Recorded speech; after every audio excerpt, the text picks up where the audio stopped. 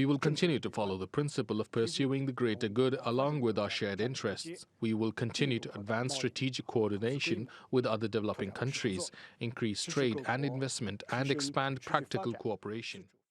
Let's get more on this now with Collins Nweke, who's an African affairs analyst based in Brussels. Thank you so much for joining us. This visit by China's Foreign Minister Wang comes just a couple of months after a virtual meeting was held between Chinese and African officials on their future investments in Africa. Can you tell us what can we expect from the Foreign Minister's latest visit? Well, thank you very much, Oscar, for having me. The foreign minister of China's visit to that region of Africa is actually a deepening of the relationship between China and the continent of Africa. Now, what are we expecting? What we're expecting essentially is, more deals coming out of China.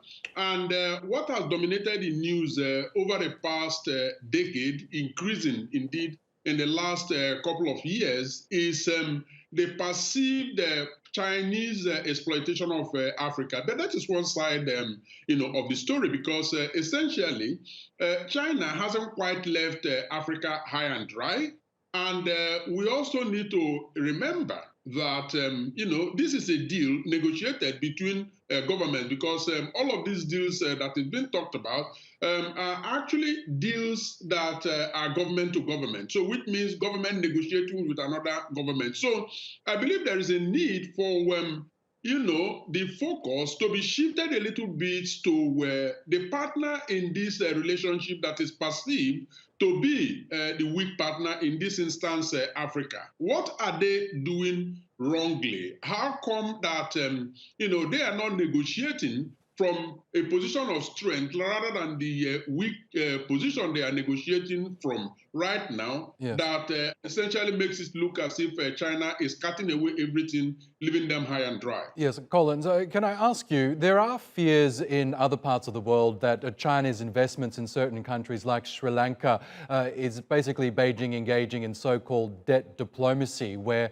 if these countries can't afford to repay the investments, China ends up seizing things like key parts of infrastructure. Is that fear real in Africa as well? Yes, indeed. There have been talks of China actually taking control of the airport of one of the East African countries, I believe a month or two ago.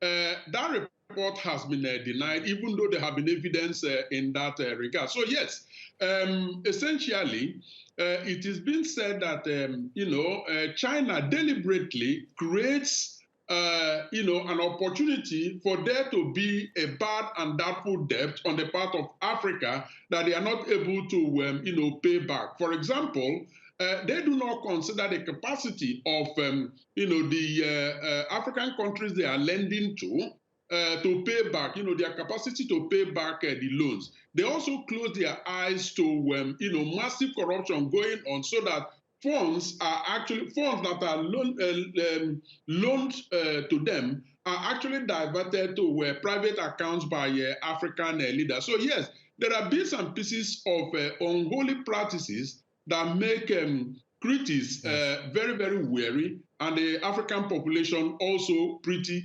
suspicious of Chinese intentions.